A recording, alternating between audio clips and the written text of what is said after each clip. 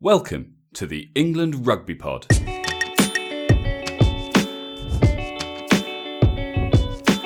Thanks for downloading episode 151.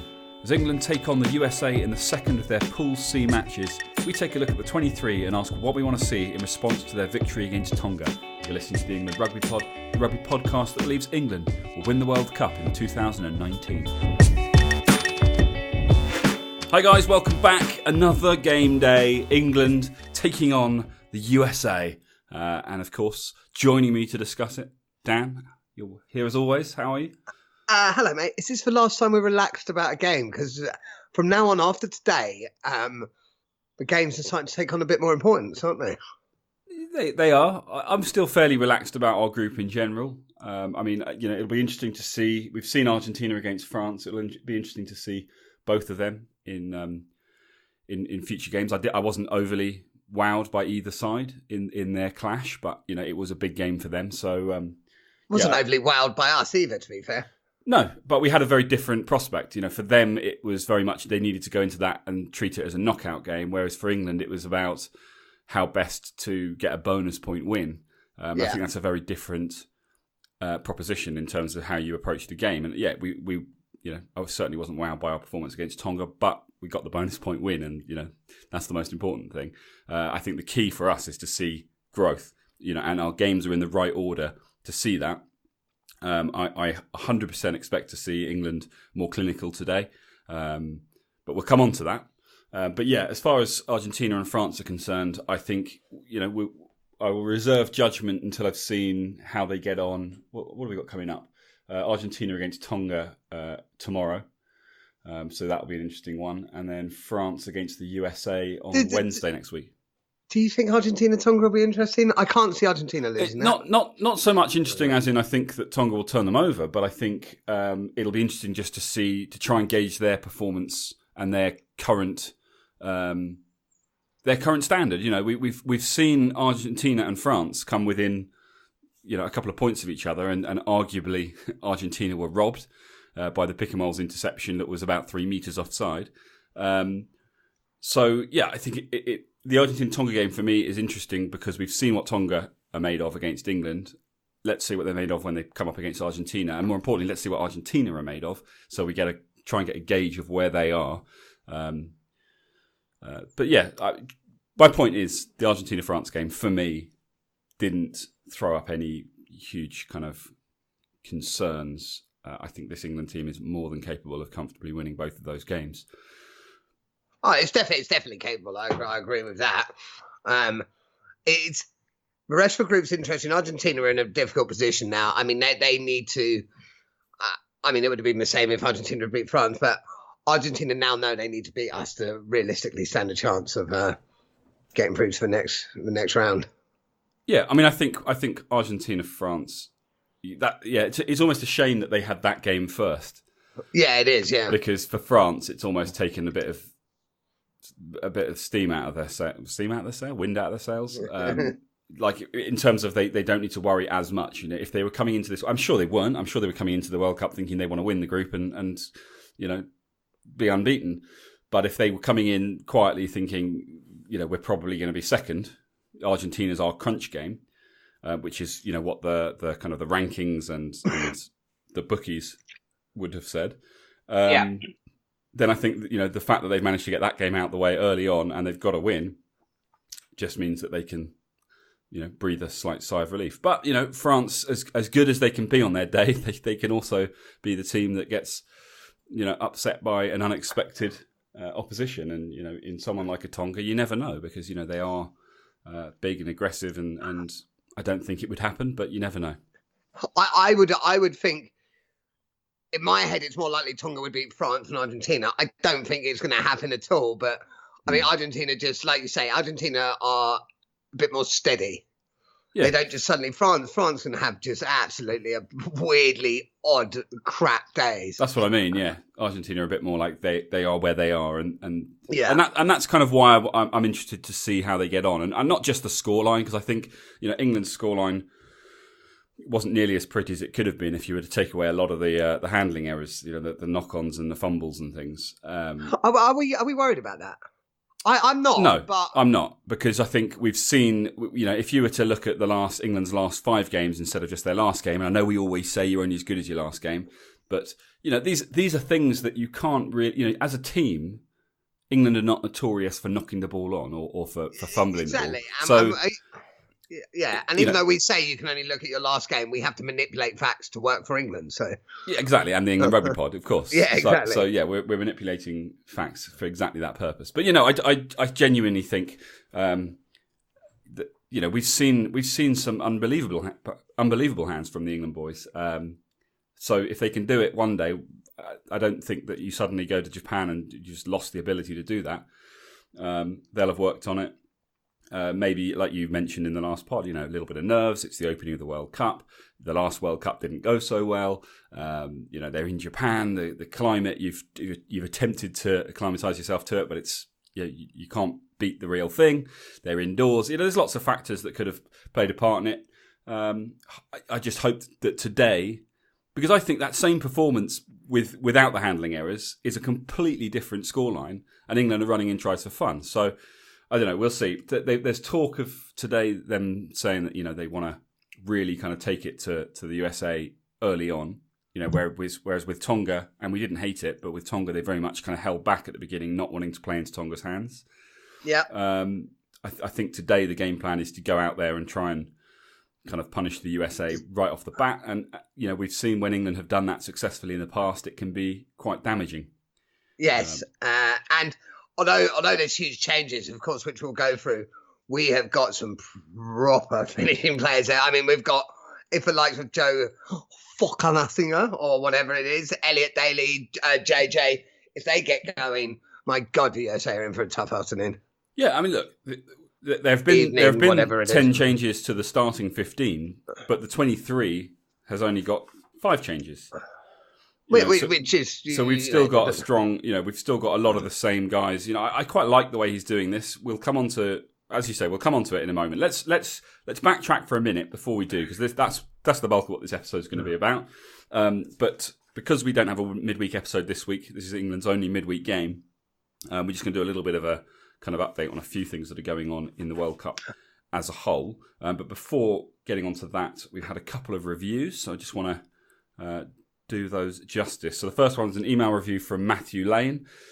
He says, great podcast. He doesn't mention stars. I'm assuming 5.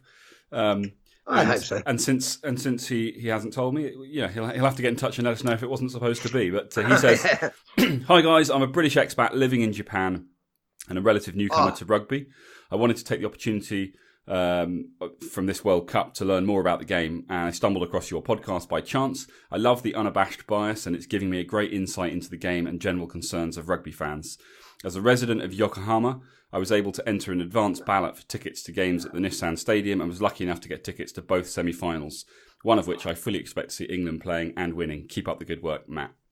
What, both semi-finals? Jesus Christ. Good for you, Matt.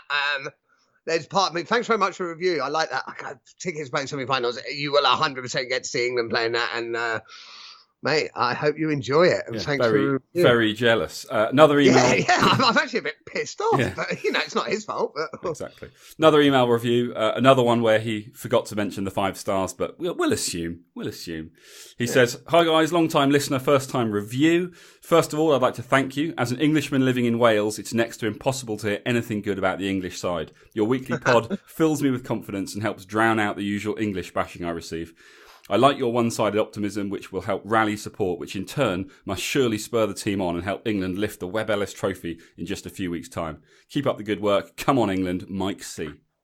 I think, thanks a lot, Mike. I think I know what he's saying here. I think he is saying that it's down to us that England are going to win the World Cup. I mean, that's what I took from it. Yeah, that's the only thing that makes sense to me. Well done, us. Exactly, yeah. So, we expect to hear from the England boys. Cup, or do the England Rugby Pod win the World Cup? Well, I mean, maybe they need to make a replica of the Webb Ellis to give to the England team, and we should get the original. I don't know. I'm throwing it out there. Works for me. Finally, we've had another review on iTunes. This one is from... Oh, actually, this could be the same guy, Andy C. What did I just say? Mike C. Sorry, this is Andy C. Andy C 2003. Great pod. 5 stars, actually, given this time. He says, great pod that caters for the biased Englishman, provides a useful alternative view to some other more neutral pods. Good to hear some honest views from guys that just love their rugby. Yeah. Spot awesome. on. That's exactly what we're doing. Glad you're enjoying it, Andy. It's nice when it's nice when you get people who understand us, isn't it? It is nice. It is. I mean, for you in particular, it's often difficult to understand you. It's very rare. But yeah, look, great. Really appreciate those guys. Keep them coming. We'll keep reading them out. Obviously, if you've got questions, you can reach out to us over email, like some of the guys did today, whether that's for a review or to ask us a question or just tell us something interesting. I don't know. If you're out in Japan and you've got any stories, get in touch, let us know. But that's englandrugbypod@gmail.com. You can get hold of us on social media @englandrugbypod. And of course, if you get the opportunity, we'd really appreciate it. Head over to iTunes, rate us, review us. You can get links to iTunes on our Twitter account where we post all of our episodes after they go live. And today's will be no different. That'll be out probably about the games are early, aren't they? So that'll be out, I don't know, 1, 2 o'clock this afternoon. So keep your eyes and ears peeled for that. Right. So the next thing, Dan, I wanted to talk about is, with regards to what's going on in the World Cup away from the England camp. There's obviously been, in recent news, this calling out of the refereeing by World Rugby. And obviously the Reece Hodge incident has resulted in a citing, a 3-month ban. And I think, Fiji, and we'll come on to them in a minute, but, Fiji rightly saying, well, hold on a second. We basically, one of their key players took out one of our key players, remained on the pitch, and has subsequently been banned for 3 games. What a difference it could have made if the correct call had been made at the time. Is this firstly, is this a concern for this World Cup? Because they are right. I mean, Fiji in that game were the dominant team at that point, and I forget his name, but the Fijian player that went off, was one of the dominant players in the Fiji side at the time. And an incident like that, and I'm not saying it was cynical, because at the end of the day, when you've got a guy that's literally like a 10-ton boulder running at you, sometimes all you can do is just put your body in the way and hope that you survive. But that doesn't make for safety. That's not safe. And where player welfare is concerned, which is so important right now, rightly they've gone, unfortunately, no, you can't do that. Yeah, I mean, there's a few points here. That's one way you can deal with it, or you could deal with it how I would have and put your body out of the way. Yeah, exactly. Yeah, I'm not sure you make the first 15 of your national side if you do that, though. I think you'd struggle. Look, here's my thought on it. Firstly, the refereeing, and there's a wider point here. There has been some pretty poor refereeing, but I've got a few issues with it. That is sport. I don't mean poor refereeing or things like that. Like in any sport, sometimes decisions are made that are wrong and unfair. Yep. But that happens across all sport, across the world. And yes, you want to minimise that as much as possible. Could it be an issue for this World Cup sort of tackle thing? Yes, it could be. But it's an issue in rugby generally at the moment. This isn't a surprise. I actually don't like. There's part of me that thinks, yeah, good.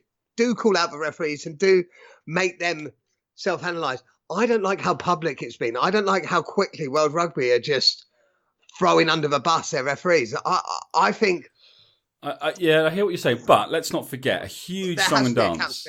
Huge song and dance has been made about the high tackle laws. I mean, the no arms tackles, the shoulders. Look at all the abuse that Owen Farrell got. And to the point where they were saying, this is going to impact this World Cup, and we're expecting to see loads of cards because as you say, this is the game. It's a physical contact sport, and these things do happen. So yeah, part of me is the old school kind of, come on, man up. It's a tough game. But then the other part is, look, if these are the laws, and if we're going to make a song and dance about them, then they need to be correctly refereed. And I think my biggest issue is not so much that I get that referees make mistakes, but there are now 3 referees on the pitch, and another one upstairs who can see the things that we all see when we analyse the games on social media. How in that situation does it get missed? I mean, why not? Why can there not be? So an incident like that occurs. The Fijians said, "We need you to go and look at that." The referee looked at it and said it was fine. it happened in front of one of the line judges who should have been able to call it as not fine at the time. But nevertheless, even if all of those guys, what they saw, it appeared that it was okay, the guy upstairs can see that it doesn't tick the right boxes for a safe tackle. And he should be able to call it back, even if it's 10 minutes later. He should be able to call it back, especially if it's a card, because it does have an impact on the remainder of that game. And I know people would argue that if you can't beat the team with them having 15 men on the pitch, then you're not really good enough to beat them full stop. But at the same time, this is the rules of the game. Is that if you break the rules, you potentially do find yourself a man down or more. So I don't know. I feel like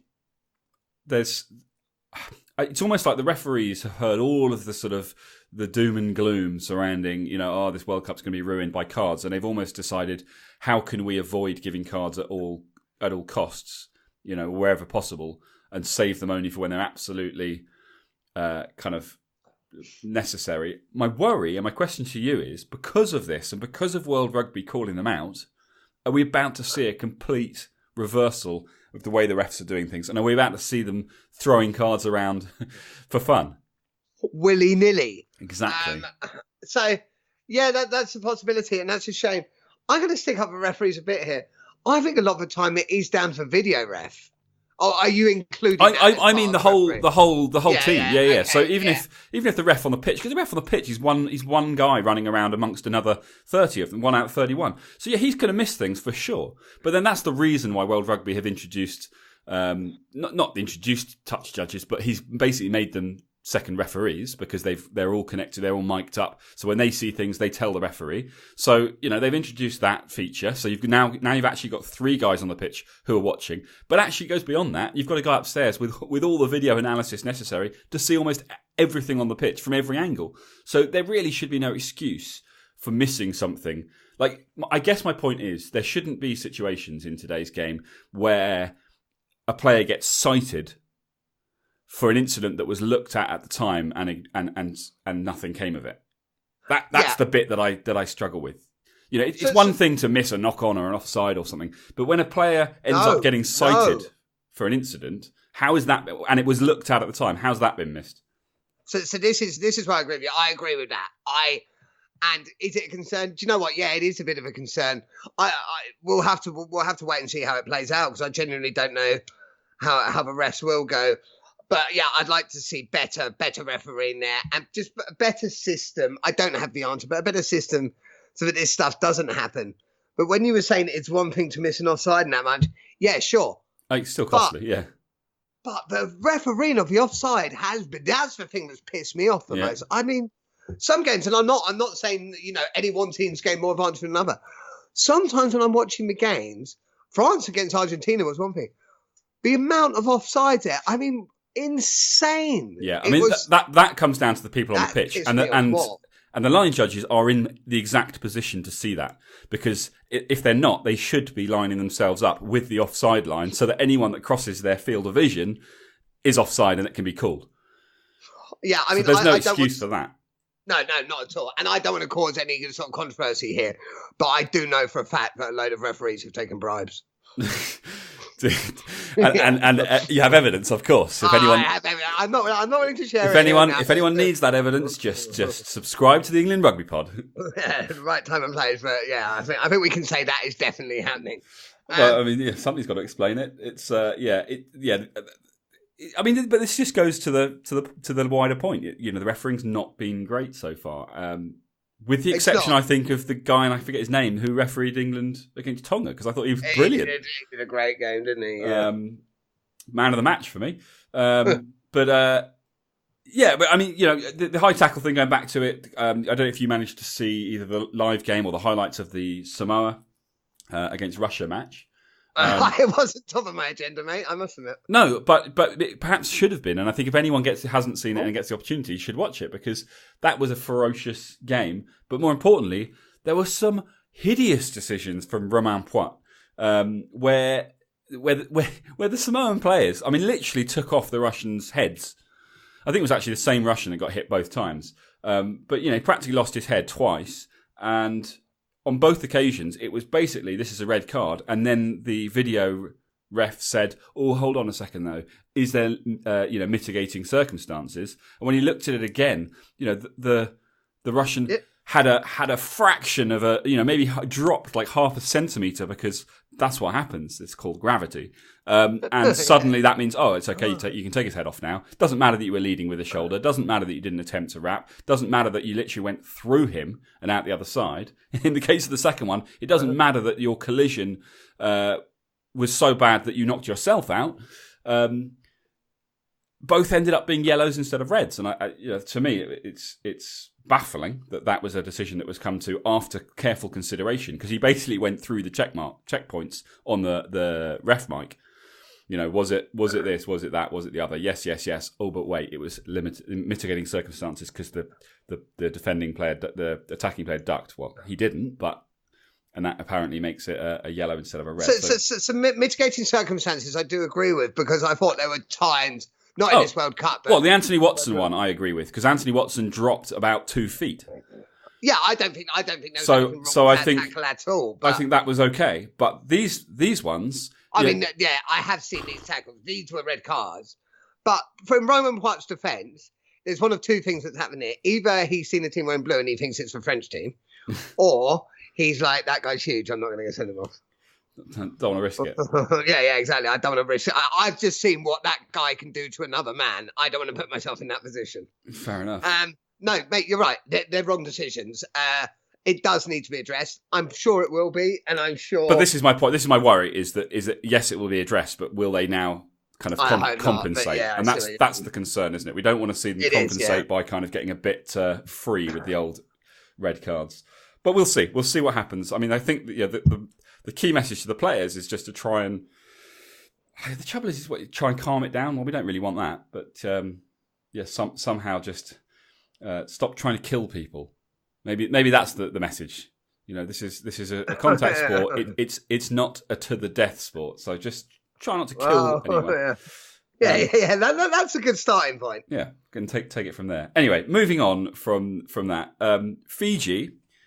we've just been talking about, who looked obviously very strong against Australia, especially for that first 60 minutes, who we genuinely believed were a threat in Group D and had an opportunity to cause an upset.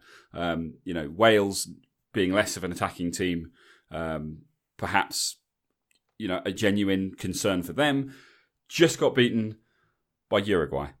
Yeah, that was... I know nothing about Uruguay. Well, look. Let's put things in perspective and to kind of explain why the Fijian fans and probably the first 15 are so angry.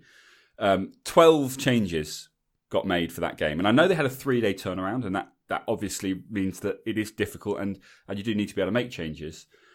But 12 changes to the side that were beating Australia at 60 minutes, right. And then on top of that, they only got 1 out of 6 kicks, so they left a good 9 or 10 points out there. We've seems some players are taking bribes as well. It does seem that way, but it does now look like they've probably scuppered their chances. They're out. Of course they are. If they were still to beat Wales, and if Australia were to beat Wales, then you've got a points difference question to be asked of Wales and Fiji. So yeah, I think Wales will win that. Wales aren't going to lose to Uruguay, and will actually probably rack up a lot of points against Uruguay. Yeah, that is true. But yeah, it's not. I mean, I guess from our point of view, being big fans of the Welsh, do we think that Fiji are now looking at that game as their kind of their World Cup's probably over, but that game is their opportunity to just that's their final. Put down a marker. I mean, it could be a very interesting group. I mean, for Wales to qualify on points difference, that sends a message of its own, doesn't it? Yeah, it does. I mean, it's a big ask anyway. Wales could still beat Australia, even though they've only won 3 out of their last 25 meetings. Yeah, it's only they've only won once in 10 years or something. But that was the last time they played. True. So only as good as your last game. As they say, they've got the monkey off the back. Why the Welsh need to insist on carrying monkeys on their back is beyond me. But They've got rid of that. That's a good game. The Fiji Uruguay, a big shock. The changes, you do kind of have to make changes. They've just had a really tough game against Australia. But is that is that the way to go? I mean, even England aren't making that many changes. They didn't make the changes thinking, oh, actually, we might lose now. They made the changes thinking we should be fine. Sure, but we know not to miss 5 kicks, is it? But Fiji don't have the kind of strength in depth, really, to be able to field 2 separate sides pretty much in a World Cup. By all accounts, but as bearing in mind the Wales game coming up, yeah. In their head, they're thinking, this is our chance of qualifying. We need to make sure our best players are in the best possible position. The Wales game's their last game, though, so they've got some time until that one. That's not until the 9th of October. Yeah, but you need to keep your players. You want to make sure you keep your players fit. Why risk them getting injured in a game you're bound to win? Uh-oh. Yeah, so it's unfortunate, but that's why sport's brilliant. I'm pretty sure when South Africa went down to Brighton to play Japan, they weren't thinking, "No, we might lose this." No, this is very true. Anyway, well, let's turn to the star of the show for today, England against the USA. As I said at the beginning, we've made 10 changes to the starting 15. Billy starting again. That's now 4 warm-up games and the first 2. So I'm pretty. So this isn't. This is a ploy, and Eddie Jones has said, which is clearly in reference to Billy. Some players, it may not have even been Eddie Jones, one of the England staff. I think he said it of Billy specifically. Oh, maybe some players need to play week in, week out. This, I'm sure, is not something. I'm sure it's not a scenario where Billy's sort of like, oh God, I've got to play again. I'm pretty sure Billy will be like, no, I need to play every game if I'm to play at my best. I 100% agree. However, you think back a season, and it was Billy Vunipola leading the charge, and the whole sort of player welfare and players getting enough rest kind of debate. I had not considered that point, but that's a very good point. Thank you for that. So, I mean, I'm not. That's not to say that he's not saying he wants to play every game. I'm sure he is. It's a World Cup. He's probably gone, do you know what? We've been training for a 7-match World Cup campaign. I want to be involved in all of it. So, but it's just an interesting one, isn't it? Because for a guy who made such a thing about needing to get rest kind of built into a schedule, he doesn't seem to want to have very much of it right now. And and all the better for us, because as long as he just stays injury-free, he's obviously a force to be reckoned with. But I did think that these were the 2 games where part of me feels like that's all well and good. I'm amazed he's not rested this Give him one of them off. Yeah, give him the USA off. And then it's like, okay, you've now got to do Argentina, France. Can't remember who we expect to get in the quarters. New Zealand in the semis, South Africa probably in the final. So I think Wales quarters, possibly. Wales or Australia, I think we get. Not Fiji. Wales, Australia or Fiji is our quarter final. So I think we're expecting Wales. Or possibly Australia. God, it could be a tough run in. I'm amazed Billy's not rested for this one. This is clearly a decision. We have to back that decision, because this won't be a decision made. I mean, Eddie Jones is the boss, obviously, but if Billy's saying, and I remember hearing James Haskell in one of his pod interviews saying things that the players each morning go in and they, I believe they do a form, and it says, how are you feeling? And it's like 1 to 5. And James Haskell remember saying that no one used to read those forms, so Eddie Jones came in, and if you put on the form, I'm feeling 1, meaning your body's completely battered, your feet. Eddie would say, okay, you're not doing any physical trip. Like, Eddie does take that seriously. So I'm sure if there was a hint that Billy wasn't feeling 100%, wasn't really up for it, wasn't feeling good and throwing his body, I'm sure Eddie wouldn't. Yeah, he'd take it seriously and rest him. Yeah, exactly. And he said, there are some players that do need to be rested. And, it doesn't take a rocket scientist to work out based on this game that's Manu, Marrow, Sam Underhill, Jamie George, Johnny May. Yeah. I mean, some need to be rested, and sometimes not necessarily that they all need to be rested, but Eddie's confident that if they have a rest, it's not going to affect their performance. Do you know what? I genuinely feel though that my biggest concern is that in the last 5 games, in the last 5 Test matches for England, we haven't seen anyone else in the number 8 shirt. Yeah, that's to me, that's a concern. What happens if? And I think that is something that I'm sure the England management have thought of. But I think Eddie's planning to rest him for the final. that would be such a mug off. Could you imagine? We'd all be like, even however much faith we have in Eddie, if he did that, we'd be like, what the? Yeah. I think people would say, no, Eddie. Yeah. He's not going to do that. Let's not worry ourselves about that. Okay, so turning a little bit to the USA, we had a chat about the USA some time ago. We had an episode, we were talking about it. And specifically, we were talking about, when, I guess, not if, when the USA are going to become a kind of a not a dominant force in world rugby, but a competitive force at the top flight of world rugby, because there's no question, as a nation, they have the ability, they have the quality of talent, the talent in sports in general, but if they can get it right at grassroots, they have the ability to have some of the best players in the world. But it's going to take time. When's not today? So no, but it's not today. It's not this World Cup. I think we actually said probably 2 World Cups time. So not this one, not the next one, but the one after.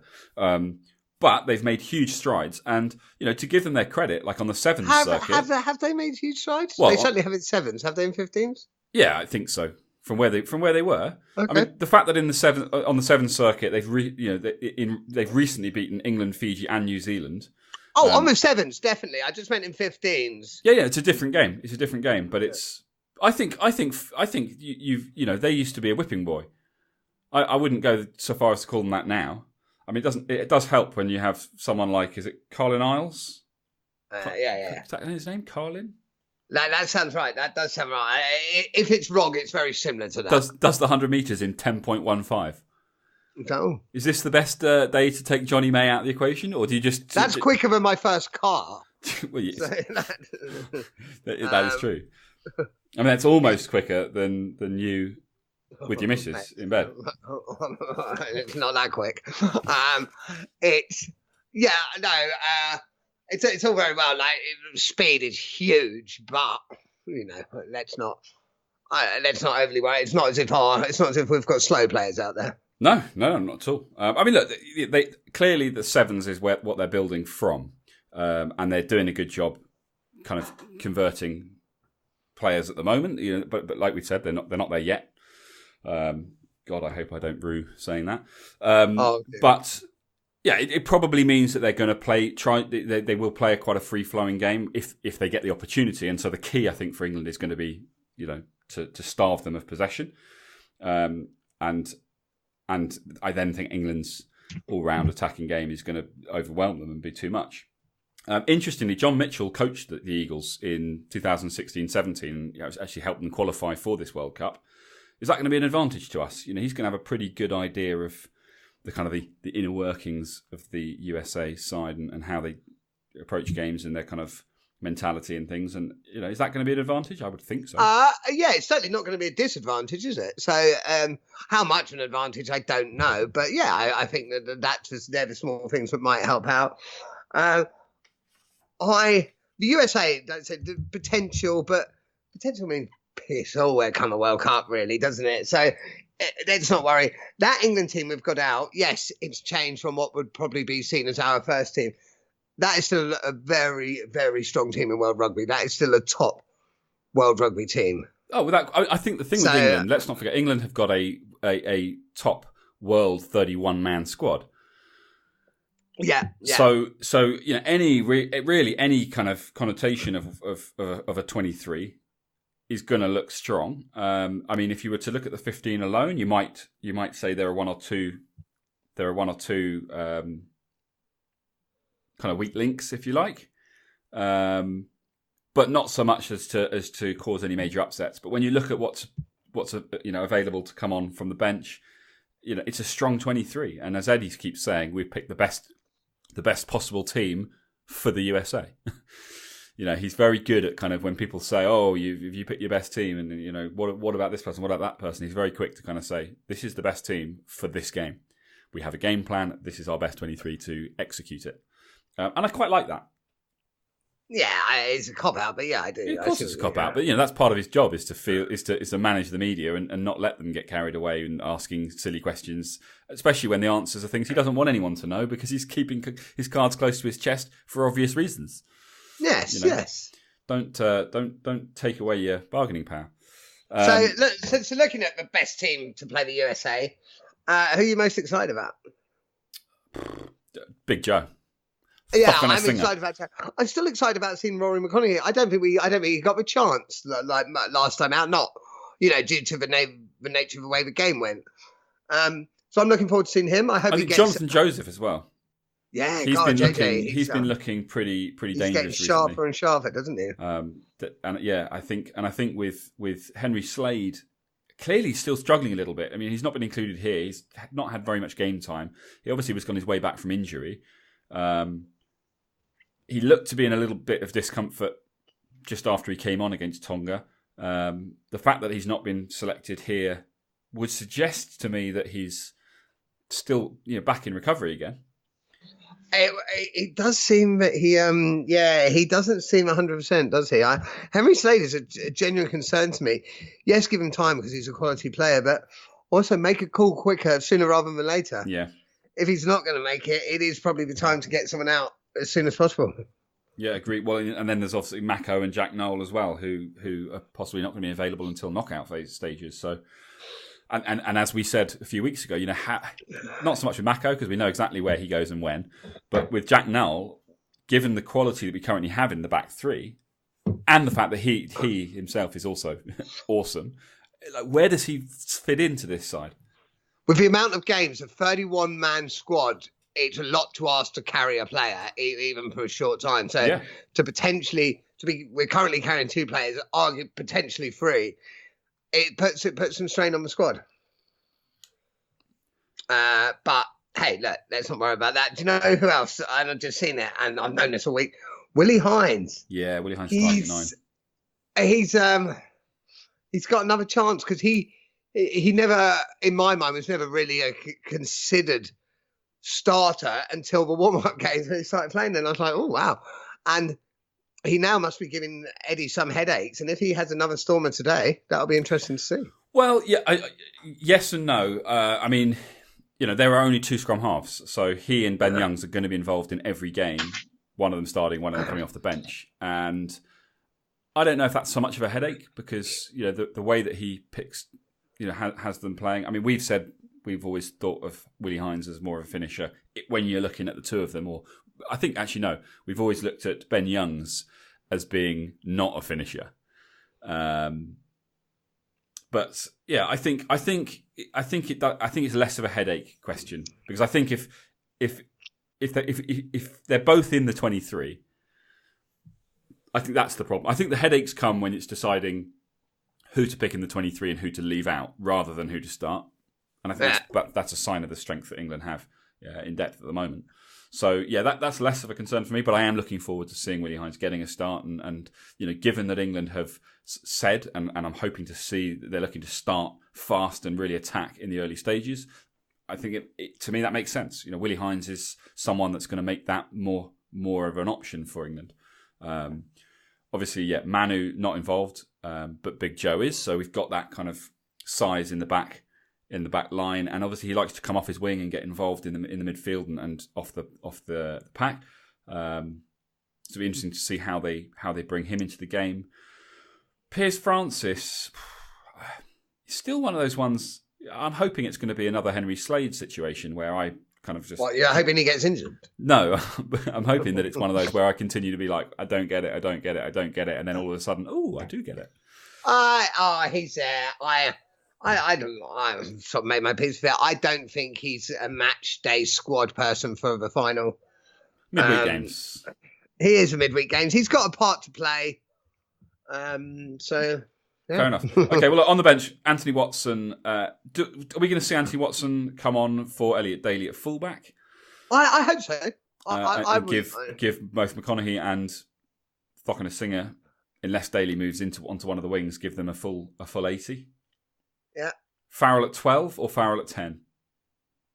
I don't know. I think he might come on as a 10. Actually, no, I think George Ford will play the full game. So you think you just straight swap Farrell for Francis at some point? If at all, yeah.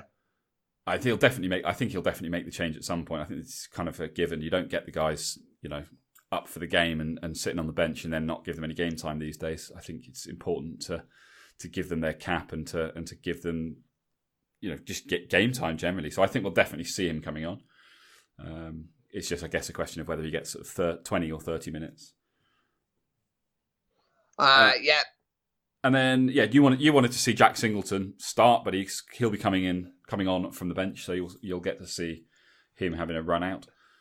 It's not that I'm desperate to watch him play. I know who he is. It was more about, he's out there now, and fair play. I'm not saying he doesn't deserve to be there, but I'm just saying that this is the game to play him. Fair enough. Okay, question for you. So I thought Ludlam was a 6, and Curry and Underhill were the 7s, but Eddie liked having Curry and Underhill both playing. So that's why Curry's been covering 6 when he's got the kamikaze kids in his back row. But today, Curry's a 6 and Ludlam's a 7. That's because the starting team, I don't know this is true, but in my head, in Eddie's head, the starting is Underhill and Curry. So he wants Curry to get as much chance at 6. Yeah. But then, I was going to say, but then what's the value of having... My worry with having a 6 playing 7 and a 7 playing 6 is that they basically just play the part of the role that they're used to, but from the opposite sides. These days, as a back three, I don't think you necessarily look at it as this person has to be a 7, this person has to be a 6. You have to look at it as a back three unit. And between that back three, are they going to cover everything that's needed to be achieved within the game? Yeah, true. I mean, okay, so then the big question, given that Billy is starting again, is Wilson coming on for Billy at 8 at some point in this game? Or is Billy doing another 80-minute shift? I would like to say Wilson's coming on at half time, but I think Billy's going to do an 80-minute shift. I hope he doesn't. There's just no need for it. I know. There's just no need for it. Give him some rest. But anyway, we shall see how that pans out. But Launchbury Cruise, that's a nice. I mean, we never have problems. I like that. Literally, any combination of the awesome foursome looks good on paper, and I'm sure it will translate onto the pitch. George Cruz is looking awesome at the moment. Joe Launchbury, we've often said he doesn't really have bad games. He's a great player. So, two great options there. And then obviously Courtney Laws is on the bench and can come on for one of them or potentially Goose. He can come on. Have you seen the Dove advert where he's in there? Is it Dove that Courtney Laws does that advert? Where he's talking about his kids? Yeah, if you watch that again, in that advert, for everyone who's watching, next time look closely, he headbutts his daughter in it. just thought I'd point that out. I love Big Goose to bits, but don't headbutt kids. Yeah, heard it here first. Yeah. Child beater. No, he's not a child beater. He's not a child beater. What are we talking about? He's an awesome member of the awesome foursome. He'll be coming on at some point, either in the second row or possibly back row if Eddie makes wholesale changes. So we'll keep an eye out for that. What do we... Okay, I guess kind of lastly, Dan, what do we want to see from England today? Obviously, we need the win. Obviously, we're looking for a bonus point. The last time these guys met, I believe, was the 2007 World Cup. Certainly, that was the last time they met in a World Cup, where England won 28-10. So not massive margins. But if that was How did we get to the final that year? We were so shit. Well, we did. But we were pretty poor early on. And do you remember that was the one where Delalio basically took the team to one side and just said, right, forget the coaching staff. We're doing this for us. And just some switch got flicked. Do you remember we were watching? I think we were watching it in the Lizard Lounge. God, yeah. It set it up. And the smoking ban had just come in. They ignored that. Of course they did. And England just, once they made it into the knockout stages, they were a different side. Andy Sheridan. I seem to remember Andy Sheridan single-handedly ruined Australia. Yeah. That was nice. That was good. And then France, and then the final we faced South Africa again, and there was of course that Mark Cueto try that they looked at for about 3 hours before ruling it no try, foot and touch, which to be fair, has since been proven by a single blade of grass. At the time, I was calling him a referee the biggest cheat going, even though at the time I did also know that it wasn't. Of course, we all knew. Yeah.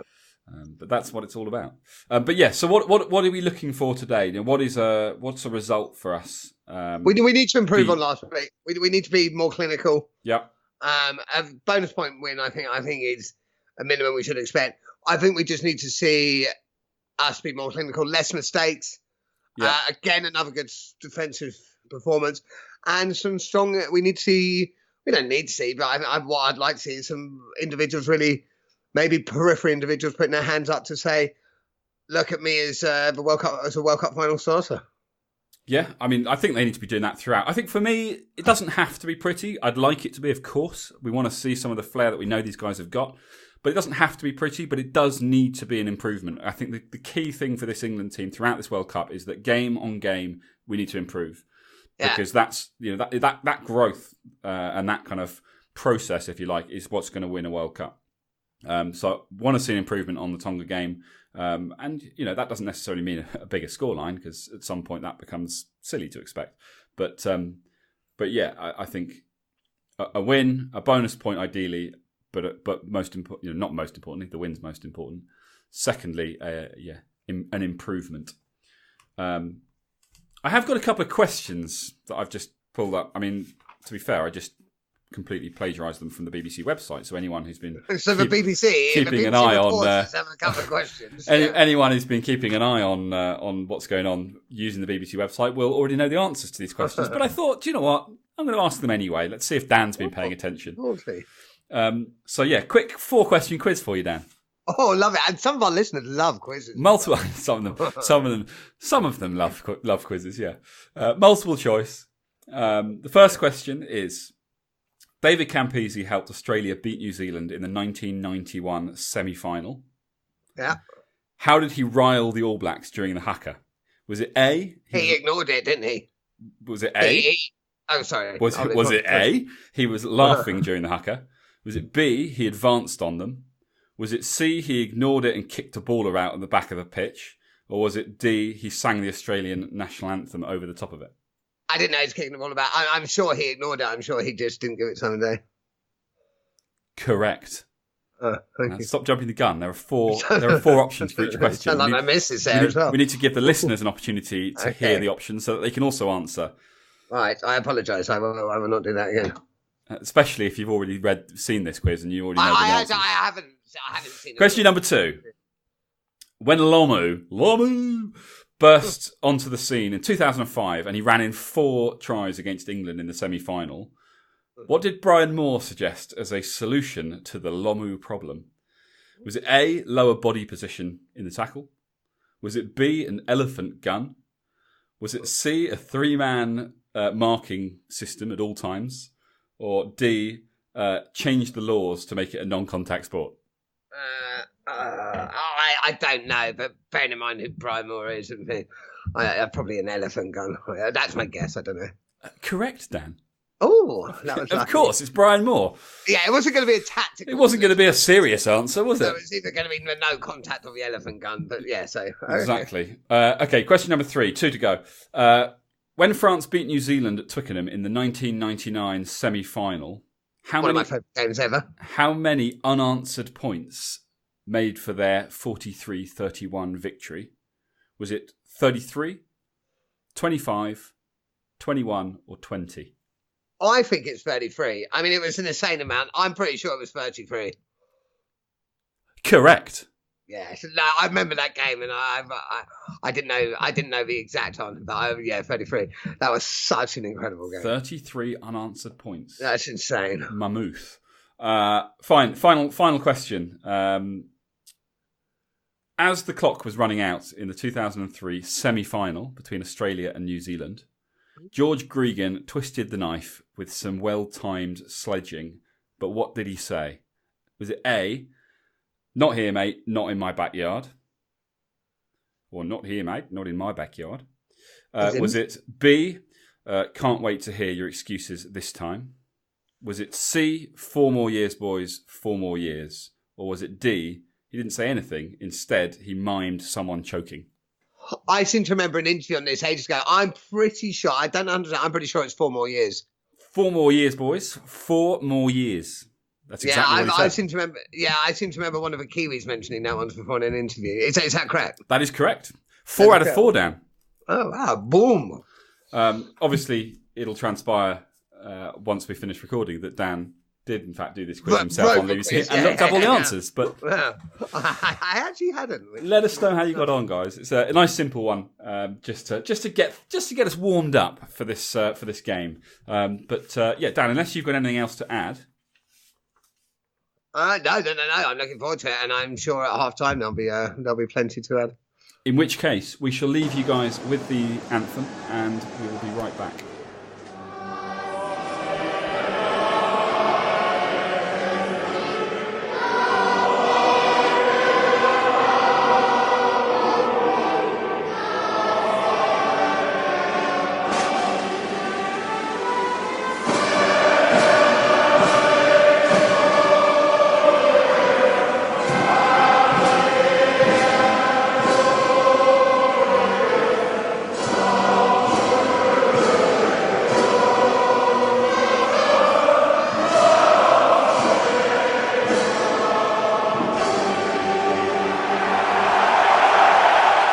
Okay, so that was... we said before, Dan, that we wanted to see improvements against, as from what we saw against Tonga. It's by no means perfect, but there are definite improvements. But what are your thoughts? No, I agree with you. I think it is improved. What are my thoughts? We've got 3 tries, so that's good. Up front, they're not posing us any problems whatsoever. I thought... With our players, I was hoping we might open them up a bit more in the backs. I mean, I think we have to. I think first and foremost, we have to give credit to the USA defence, the blitz defence in particular. But defensively, they're fronting up. Yes, they are. Yeah. And actually, when England are trying to run the ball through the backs, generally speaking, they aren't finding the gaps. No, true. There's been a couple of kick-throughs right at the end there. Obviously, frustrating to see that not convert because it clearly could have been converted. But they're causing us a few problems when we're trying to run the ball through the backs. The forwards is a different story. I mean, if England decide in the second half to simply stick the ball up the old jumpers and play old school rugby, I think they'd score. I mean, at the moment, a scrum, an England scrum or line out anywhere inside their 22 is a genuine scoring threat. Line outs in particular. Scrums are pretty much a penalty. That rolling maul is yeah, well, exactly. I mean, that rolling maul is just unstoppable. And I think England, I don't know. I think what they need to do is come out in the second half and just keep doing that. Every time that presents itself, do it, score the points, and then if there's a nice big gap with 20 minutes to go, then try again out the backs. But it's at the moment, I think we need to give them a little bit more respect. Something that is frustrating me, that's happened a few times now, is when it's England ball and there's a ruck, and we apply none of our own men to the ruck, and they are countering, and it's almost like we're kind of saying, well, the ball's on our side of the ruck, therefore we deserve to have it, and then we get turned over. I just want to see a little bit more. I don't know what the word is. Like, do you know what I mean? It just feels a little bit loose. Yeah, I get what you mean. Overall, it's pretty. I mean, these games, we've got to be realistic. I mean, what are we expecting? It's not a friendly thing. To the USA and to Tonga, these games will be huge. They will throw everything at it. We're controlling the game. We've got 3 tries. Yeah, 19-0. George Ford misses his first kick in 15. He's 15 from 15, and then he's missed one, which is unfortunate. But you're only as good as your last kick, George. Let's hope that's not true. Yeah. But 19-0. It's a solid start. Teams generally, except maybe the All Blacks, close out games in the second half. It's a pretty solid start. Bonus points shouldn't be too tough. I wouldn't be surprised to see us score the same number of points again in the first 10-15 minutes of the second half. I think it'll be last 10-15 minutes of the second half. No, we're going to score the whole lot again then. Oh, okay. Yeah, good. it's going to be big. I'd like to see And again, I'm not saying something bad, but I want to see Rory McConaughey really get into a game. I just think Piers Francis is having a good game. That first hit was huge. Yeah, I mean, it was illegal, but yeah, apart from that. I'm not. Why are you so pedantic? He's up for it, which I like. There was a time where they said, I hope we could have spread it wide. In my peripheral vision from watching that, I think they spread it wide. It would have been intercepted. So I just think he did the right thing. He's having a fine game. I mean, I think Cokanasiga seems to be being well marshalled. He hasn't had the impact, and I wonder whether his true value comes when he and Manu are side by side, and defensive teams don't have the luxury of being able to kind of double up on him because they've also got to be covering Manu, and it's creating options. It seems that they're handling him at the moment. Yes, yeah, no, that's true. It's look,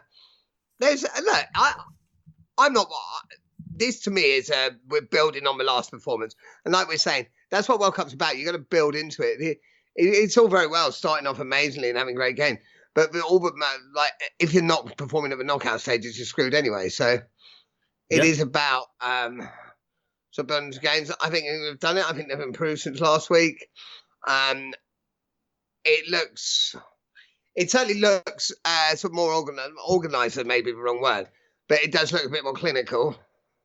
Yeah, I think. I mean, look, set piece is very strong, very clinical. I think England want to just keep, utilising that, keep the scoreboard ticking over through that. I think the opportunities out wide will present themselves in the second half, as you say, probably in the last 20 minutes or so. But I think just respect the defence that the USA are presenting, particularly that blitz defence. There's a lot of very flat passes, and the trouble is when they're executing the blitz defence well, which they are, it means that those passes become potentially problematic. And I think if we're going to go wide, we need George Ford, who's having a great game, but we just need him to be aware and from time to time, I think, look for the pass out the back and just use that space to get it wider, break down that defence, open up the gaps, and I think opportunities will present themselves. Yeah, we keep saying George Ford's having a good game. He's had a great year. Yeah. They've just showed Piers Francis. Also, another thing, after George Ford's first try, the first person who comes up to him is Joe Marler, and when they hug, watch how much it hurts George Ford. They bounce into each other. And there's obviously Joe Marler's not trying to hurt him, but he's just too big. He's too big. And George Ford's face was going, oh, which I quite enjoyed. Interesting. Well, we had a message from Billy during that half saying Ford is so much better when he hasn't got fans telling him what to do from 12. I agree with that. I really do. Yeah. Sorry, carry on. Well, no. So I want you to comment on it. Yeah, no, I think Billy's spot on there. But Ford, he looks freer, doesn't he? He looks more open. I mean, but if Farrell's at 12, yes. I mean, it's kind of that's kind of their relationship, isn't it? Faz is for daddy and George Ford is for prison yard bitch. That's that's how they've known. But no, I mean, naturally that's going to happen because with Owen Farrell, they grew up together. Owen Farrell's a bit older. Owen Farrell's the captain of the team. So I agree. When Ford is properly marshalling the side, he controls it very well, but he seems a little bit redundant. Well, I think it's overpowered. I don't necessarily think that he's scared of Owen Farrell or anything, but that is the role. He is. No, that's what I mean. But that's what I'm saying. So when Owen Farrell's on there, it's his job to call the shots, and George Ford takes a back seat, as rightly perhaps you should do if you're not the captain. And the captain is another playmaker. But yeah, I guess there's a big question which one actually offers more of a threat. We would probably lean towards Owen Farrell, but you can't argue with the way Ford's playing at the moment, and it's a pleasure to watch. Yeah, absolutely. At the moment, and I've gone full circle over the last few months. At the moment, my starting team has Ford Farrell at the 10-12 axis, which is something I'd went against. And something that you just said that you disagreed with.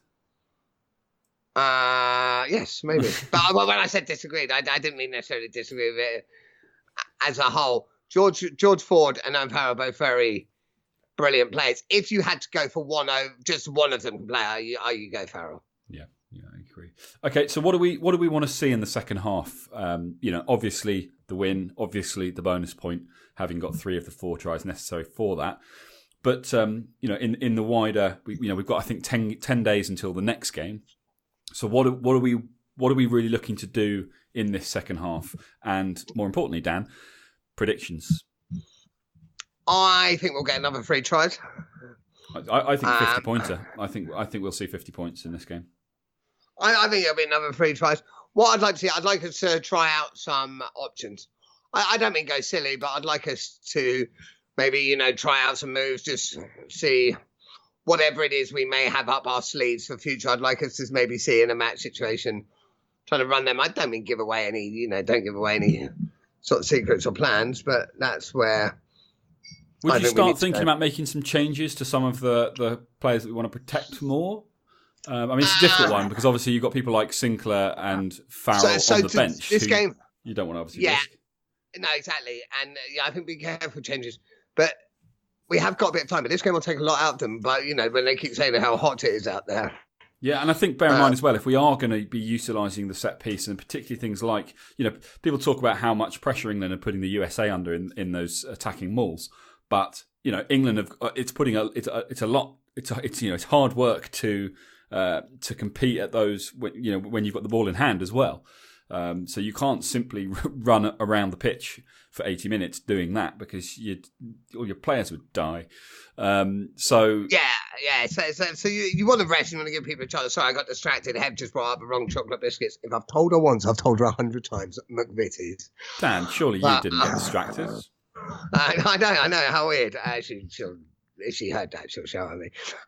Yes, it's true. It's a lot. We want to protect players, but this can, you need to make sure that our players aren't coming off absolutely knackered. Fine. So in answer to my question, we want to see more of the same, but you also would like to see some examples of things that we... More of the same, but lots of change. More of the same, lots of change. I mean, it's very clear. That's the good thing about this podcast, Dan. You're very clear in what you're looking for. So there you go, guys. More of the same and lots of change. We will catch you at the end of the game.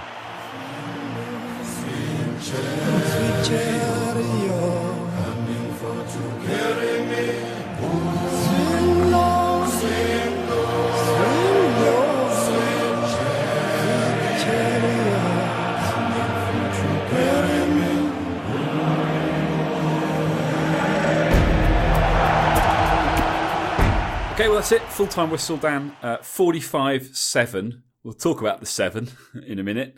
But bonus point win, 10 points from 2 games. England looking pretty strong at the moment and exactly where they want to be, right? Yeah, good second half. I enjoyed that.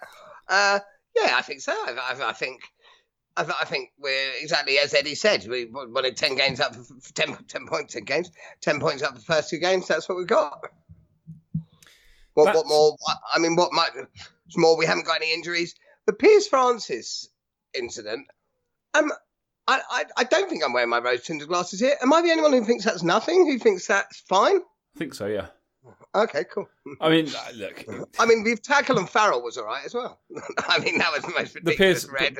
Okay, I mean, but explain yourself. So what's your justification for the Piers Francis contact not being above the shoulder? I think he's gone in with the chest, and I think it's gone shoulder to chest. Okay. He's dipped his head. He's got both arms ready for the tackle. I don't think he's gone in shoulder to head. I think it's a weird one, isn't it? Because as England fans, it's like of the entire 31-man squad. For a lot of people, Piers Francis is probably bottom of the list in terms of the order of. He's the most expendable. Yeah. So when people hear sighting, I imagine that Eddie might have had a different thing to say if it had been Billy, for example. Yeah. I think there isn't. To me, there's no real with all the sort of stuff that's floating around at the moment. First contact to the game, you've clearly pre-planned it because you're the ones kicking off, so you know where the ball's going. You know who's been chosen to follow it up and put in the big hit. Why even take a chance? Why not just take him out through the midsection? There comes a point. Yeah, I see what you mean. you have to adapt. I think he's hoping to take him as he catches the ball. Of course he is. Of course he is. But what I'm saying he catches the ball a split second earlier than he'd judged, so he can't get low enough in that time to do it. I don't know if it'll be a sighting.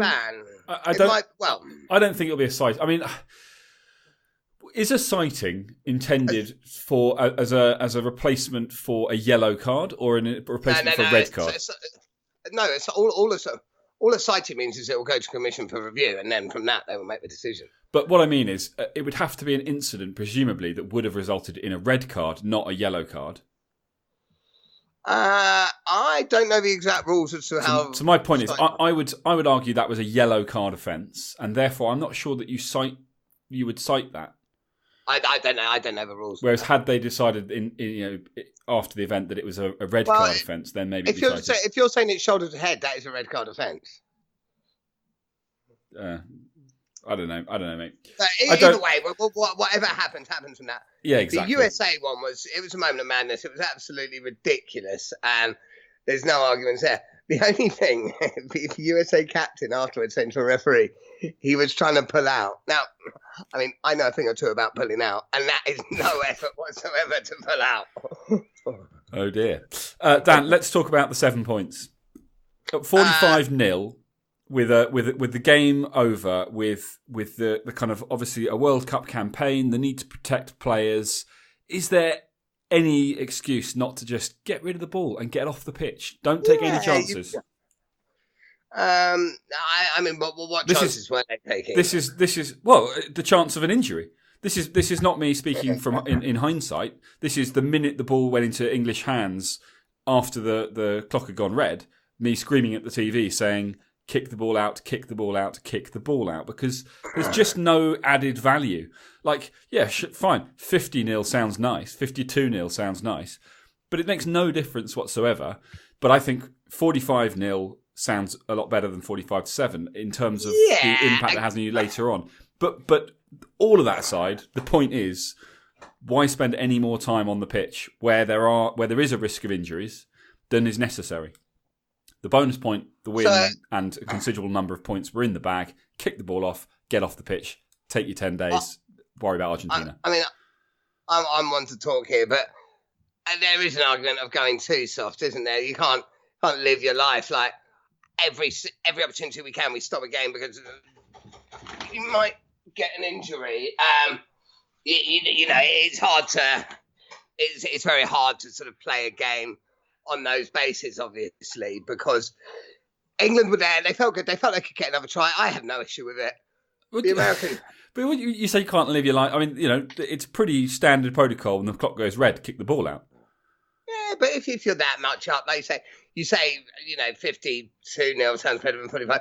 45-7 doesn't make a difference. It doesn't make a difference in the grand scheme of things. This is my point, though. Like, it's about maintaining the kind of the rugby brain.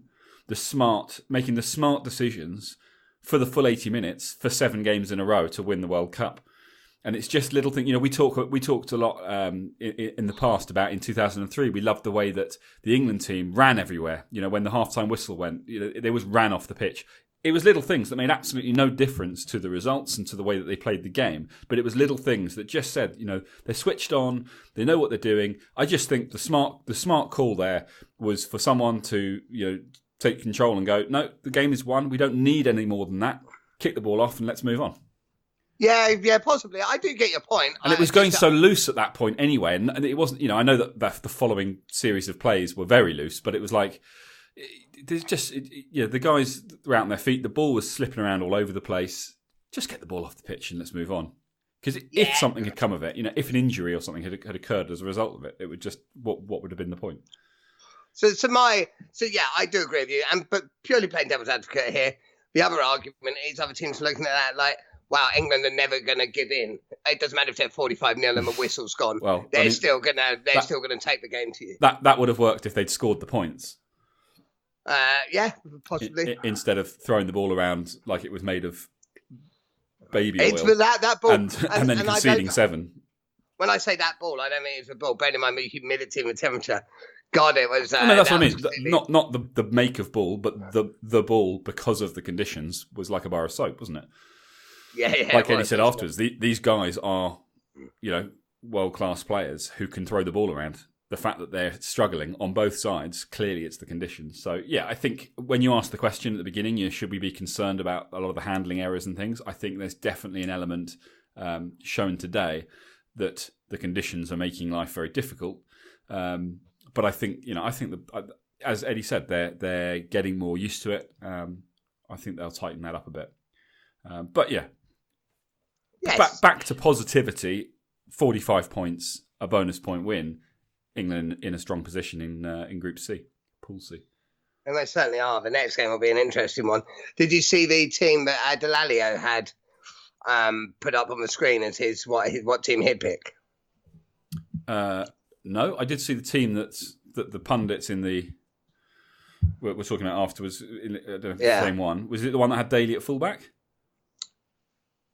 Yeah, I think so. It was after. I mean, we don't need to worry too much because we'll go through that nearer the time. It was just. But okay, fine. We'll go through that nearer the time. But for me, Elliot Daly today didn't seem to be that interested. I keep Elliot Daly at fullback for me. I mean, today he was very poor. Hey, he didn't stand out. Watson is looking good as well. I've got Watson on the wing. Yeah, I think Watson has to go to fullback. Daly needs to be taken out and dropped. I think there's something missing. He's not as good as he has been. We've got him in. I wouldn't say poor. We've got him in there as being essential because of his monster boot. Well, it hasn't been used yet. It's not that we need to. He kicked away pretty much 99% of possession today. When I say kicked away, I'm not saying that they weren't necessarily good kicks. But, he's supposed to be one of the best attacking fullbacks in World Rugby. Well, he didn't attack today. He kicked everything. He was out of position a number of times. He made bad choices a number of times when there were overlaps.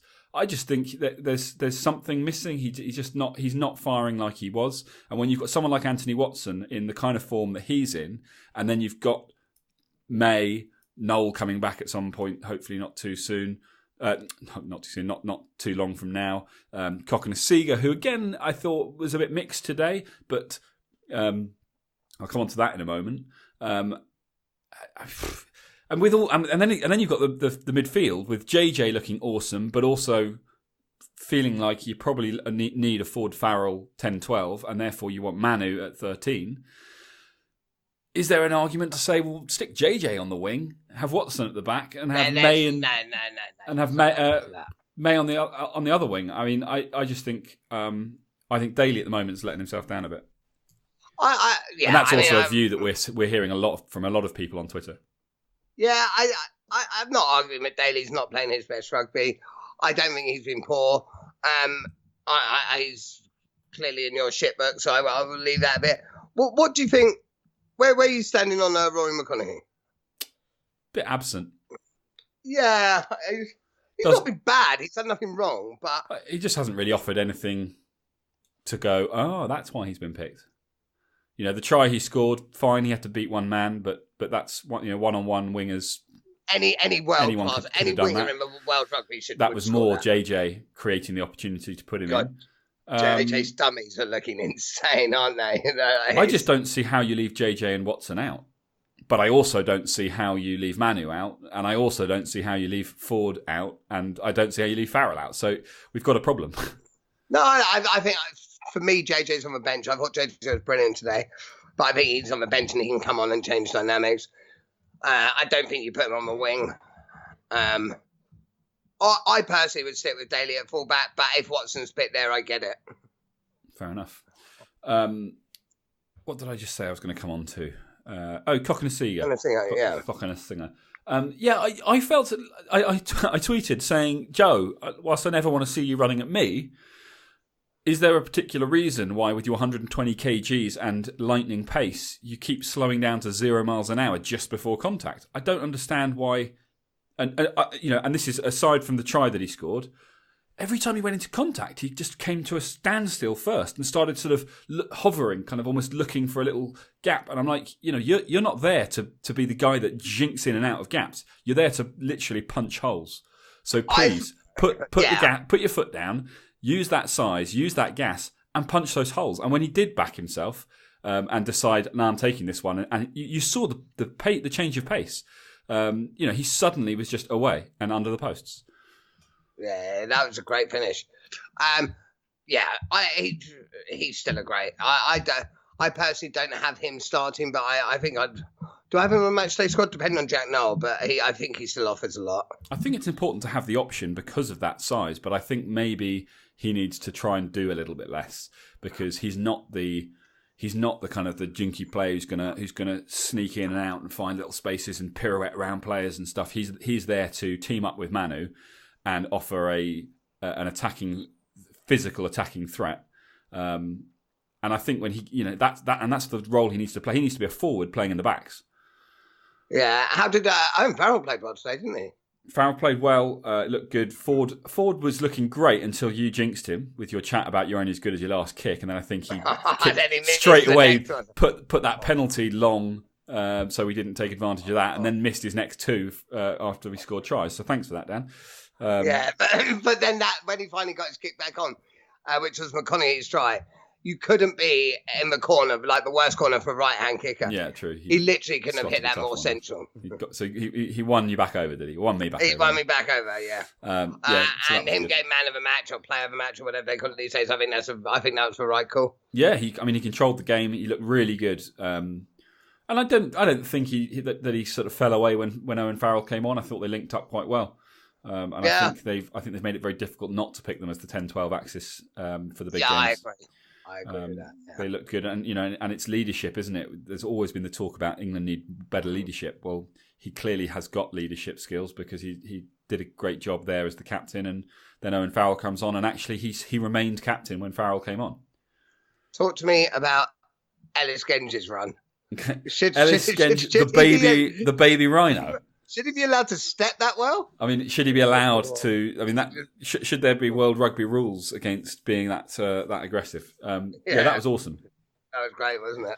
That was awesome. Lewis Ludlam, I thought, was brilliant today. Yes. Mark Wilson, I think, has played himself into the starting back row. I still disagree. So you saw that was on Delalio's team.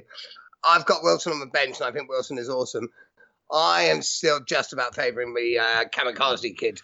Well, you said it, but I think Curry is great, but I didn't think he did a huge amount today in terms of jackling at the breakdown. I don't think he needed to, did he? I don't think you should go into any game if that's the role you've been put in there to do, and that is one of the reasons why we're talking 2 sevens. Then you should be doing it every single time. So if you've got Wilson playing, who do you start, Curry or Underhill? I think you start Curry. Okay. Yeah. I think you start Curry. It's a difficult one, isn't it? Or maybe you start. Actually, no. Maybe it's safer to start Underhill because he's more likely to knock himself out, and then you have your replacement / change. So maybe you start Underhill, Curry on the bench, and then when Underhill knocks himself out from some outrageous bit of jackling, followed by a run into the world's largest prop or something, head first, then you obviously need to bring on Curry. Yeah. Back row is another one. Very difficult. Ludlam looking very strong, Wilson looking very strong, Curry and Underhill we know looking strong, and Billy looking strong, and you can only have 3 of them. So, difficult choices there. I think the second row picks itself. I think I don't think today changed anything. I think Cruz and Toje are still the starting locks, and I think Laws is the bench for as much as anything else because he's cover for the back row. Not that we need it, but in terms of picking the numbers, and I think he's better. And I think unfortunately Launchbury's still a great player. Didn't have his best game today, but probably just not quite there with the rest of them. But I'm talking if I was picking the best 15 that we could possibly pick, which may not necessarily be what they go for against Argentina. Because, again, Eddie might be picking a team that's designed to take on a side that are physical and try and do a lot from the scrum. Yeah. So it might be a different looking side to France, who perhaps are going to be looking to do a lot more flair, and so maybe you're looking at a side that's a bit more agile against France. So it's a difficult one. It's one of the reasons why you hire a professional head coach because he can make the decisions that we can't. So it's not always just about saying what's our best 15 look like. It's what does our best 15 look like for the game in front of us.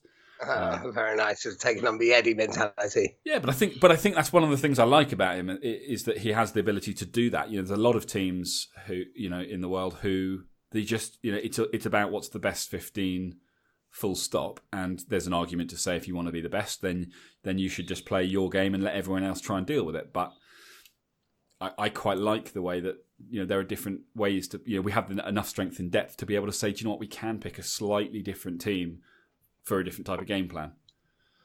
Yeah. No, that's fair. I think overall today, well done England. Good win. Hines, Youngs.